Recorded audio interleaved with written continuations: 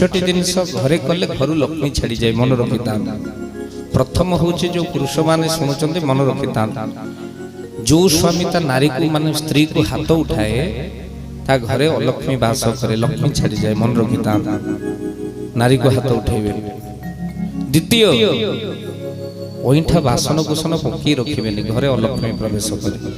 ତୃତୀୟ, ସନ୍ଧ୍ୟା ଗଡ଼ିଗଲେ ଯିଏ ଦିଏ ସନ୍ଧ୍ୟାବତୀ ଧନପୁତ୍ର ହାନି ହୁଏ ସଦା ବହୁ କ୍ଷତି। ସନ୍ଧ୍ୟା ଗଡ଼ିଗଲା ପରେ କେବେ ସନ୍ଧ୍ୟାବତୀ ଦେବେ ନାହିଁ।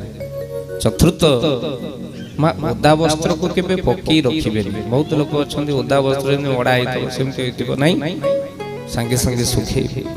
ପଞ୍ଚମ, କବାଟ ଉପରେ କେବେ ପାଲଟା ବସ୍ତ୍ର ପକେଇବେ ନାହିଁ।